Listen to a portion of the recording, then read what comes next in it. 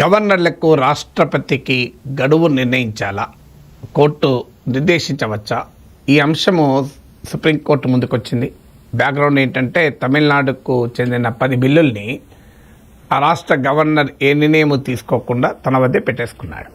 దీనిపైన సుప్రీంకోర్టుకి వెళ్తే సుప్రీంకోర్టు బెంచ్ రాజ్యాంగ విరుద్ధం ఇలా గవర్నర్ చేయరాదు అంటూ కొన్ని రకాల బిల్లులకు 1 మంత్ లోపల, మరికొన్ని రకాల బిల్లులకు 3 మంత్ లోపల గవర్నర్లైనా రాష్ట్రపతి అయినా ఆమోదం తెలపాల్సిందే.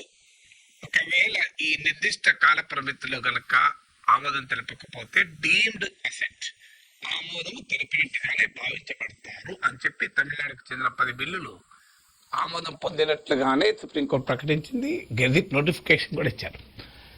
దీన్ని పైన కేంద్ర ప్రభుత్వం అభ్యంతరం చెప్తూ వచ్చింది. భారతీయ జనతా పార్టీ అభ్యంతరం చెప్తూ వచ్చింది. ప్రతిపక్ష పాలిత రాష్ట్రాలు సుప్రీంకోర్టు తీర్పును ఆహ్వానించాయి. గవర్నర్లు ప్రజాస్వామ్య సూత్రాలకు విరుద్ధంగా రాష్ట్రపతి గవర్నర్లు బిల్లుని అలాగే పెట్టుకుంటున్నారు. ఇవి రాష్ట్రపతి పంపించిన రాష్ట్రపతి కూడా ఆమోదం తెలిపారు. దీనివల్ల చట్టసభలకు ఉండే అధికారాలే ప్రశ్నించబడుతున్నాయనేది ప్రతిపక్షాల వాదన. ఫైనల్గా భారత రాష్ట్రపతి ప్రెసిడెన్షియల్ రెఫరెన్స్ కింద ఆర్టికల్ 143 ప్రకారం కాన్స్టిట్యూషనల్ క్వశ్చన్స్ ఏమైనా ముందుకు వచ్చినప్పుడు సుప్రీంకోర్టు క్లారిఫై చేయమని ప్రెసిడెన్షియల్ రెఫరెన్స్ ఉంటారు. సుప్రీంకోర్టు రాష్ట్రపతి అడుగుతారు.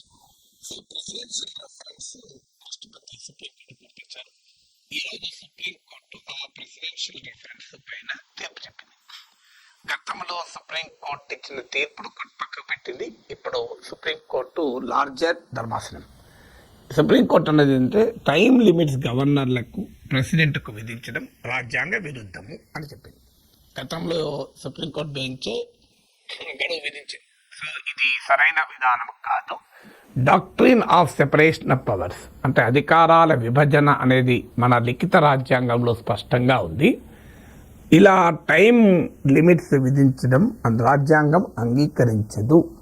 రాష్ట్రపతికి కానీ గవర్నర్ కానీ వాళ్ళు కాన్స్టిట్యూషనల్ పొజిషన్స్ కనుక వాళ్ళ పైన ప్రత్యేకంగా డెడ్ లైన్లు విధించడం కోర్టుల పని కాదు అని చెప్పింది. అదే సమయంలో గడువు ముగిసిన తర్వాత డీమ్డ్ అసెంట్ ఆమోదమే తెలపడం అనేది ఎట్టి పరిస్థితుల్లో అంగీకారం కాదు అని కూడా చెప్పింది. ఎందుకంటే this is nothing but executive powers judiciary take over చేయడం అవుతుంది. గవర్నరు, లెజిస్లేచరు, ఎగ్జిక్యూటివ్ వీటి పవర్స్ కోర్టులు తీసుకోకూడదు. కోర్టుల పని కాదు. లా మేకింగ్ ప్రాసెస్లో కోర్టులు ఇన్వాల్వ్ కాలేవు. అందువల్ల గవర్నరు ఆర్టికల్ 200 ప్రకారం తన ముందుకు బిల్లు వచ్చినప్పుడు వ్యవహరించాల్సిన రాజ్యాంగ పద్ధతిలో వ్యవహరించాలి.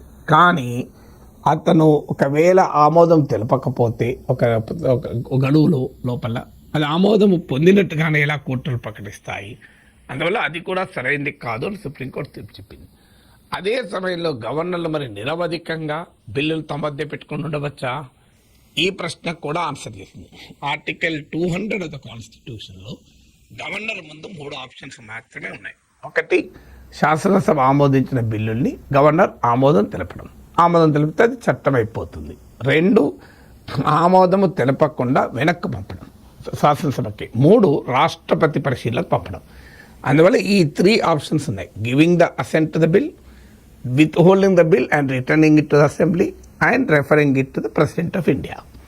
ఈ 3 కాక 4వ ఆప్షన్ అంటూ ఏమీ లేదు. అందువల్ల విత్ హోల్డ్ అసెంట్ అంటే ఆమోదం అంటూ తెలపకపోతే తన వద్దే పెట్టుకొని ఉండడానికి వీల్లేదు. తప్పనిసరిగా శాసనసభకు రిటర్న్ పంపించాల్సిందే. అందువల్ల నిరవధికంగా ఏ కారణాలు లేకుండా ఏ రకంగా అర్థం చేసుకోవటానికి అవకాశం లేని కారణాలతో కనుక బిల్లుల్ని అలాగే రాష్ట్రపతి తన దగ్గర గవర్నర్ తన దగ్గర పెట్టుకుంటే అది సమాఖ్య స్ఫూర్తికే విరుద్ధము, ఫెడరల్ స్పిరిట్కు విరుద్ధము. అందువల్ల ఎక్కడైనా ఒక బిల్లు పైన గవర్నర్ నిరవధికంగా నిష్కారణంగా తన వద్దే ఎక్కువ కాలం పెట్టుకుంటే ఖచ్చితంగా న్యాయ సమీక్ష జరగవచ్చు. అంటే బ్లాంకెట్గా రిజిడ్ టైం లిమిట్స్ గవర్నర్కు, ప్రెసిడెంట్కు మనం విధించలేము. అది రాజ్యాంగం అంగీకరించదు. కానీ కేస్ బై కేసులో తన ముందుకు వచ్చినప్పుడు కోర్టులు సమీక్షించవచ్చు అన్నది ఇప్పుడు సుప్రీంకోర్టు తీర్పు. అయితే అప్పుడు కూడా మెరిట్ ఆఫ్ ద బిల్ పైన సుప్రీంకోర్టు మాట్లాడేది. గవర్నర్లు నిర్ణీత కాల వ్యవధి లోపల బిల్లుల పైన ఒపీనియన్ చెప్పమని మాత్రమే అడగవచ్చు. డైరెక్షన్ ఇవ్వచ్చు తప్ప రిజిడ్ టైం లిమిట్స్ అన్ని సందర్భాల్లోనూ గవర్నర్లు రాష్ట్రపతులు నెల లోపలనో 3 నెలల్లోనే బిల్లులు ఆమోదించాలి అని టైం లిమిట్స్ మాత్రం విధించలేము అని చెప్పి గవర్నర్లకు పూర్తి స్వేచ్ఛ కూడా కోర్టు క్లియర్గా చెప్పింది. ఈ డిస్క్రిప్షన్ ఏమి గవర్నర్లకు లేదు బిల్లులు తన వద్దే పెట్టుకోవటానికి. ఆర్టికల్ 200 ప్రకారం ఉన్న 3 ఆప్షన్స్లో ఏదో ఒక ఆప్షన్ ఎక్సైజ్ చేయాల్సిందే. ఆమోదం తెలపడము, లేదా రాష్ట్రపతి పరిశీలనకు పంపడం, కాదంటే ఆమోదము తెలపకపోవడం. ఆమోదం తెలపనప్పుడు ఆటోమేటిక్గా శాసనసభకు రిటర్న్ చేయాలి. ఆమోదం తెలపను నా దగ్గరే పెట్టుకుంటాను అంటే కలవదు అని సుప్రీంకోర్టు స్పష్టంగా చెప్పింది. ఇది ఒక రకంగా ఈ కాస్త ఉపశమనం లభించింది. ఇప్పుడు లేకపోతే గవర్నర్లు ఇష్టారాజ్యంగా బిల్లులు తమ దగ్గరే పెట్టుకునేది.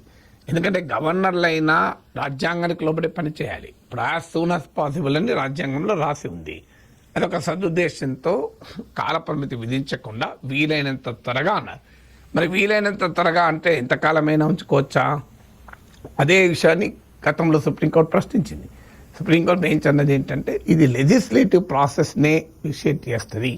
చట్టసభలకు చట్టాలు చేసే అధికారాలు ఉన్నాయి, దాని గవర్నర్ ఎవరు ఆపేది? అందువల్ల ఇది ఒక సెన్సిటివ్ క్వశ్చన్. ఇప్పుడు ఒక్కొక్క కేసు బిల్లు కనుక గవర్నర్ నిరవధిక సమయం తీసుకుంటే అప్పుడు ప్రభుత్వాలు కోర్టులకు పోవచ్చు. కోర్టులు ఈచ్ కేసును డిసైడ్ చేస్తుంది. కానీ అన్ని సందర్భాల్లోనూ ఇంకో 1 మంత్లో తేల్చాలి, 3 మంత్స్లో తేల్చాలి, రిజిడ్ టైం లిమిట్ మాత్రం కోర్టులు పెట్టరాదు అన్నది సుప్రీంకోర్టు తీర్పు సారాంశం.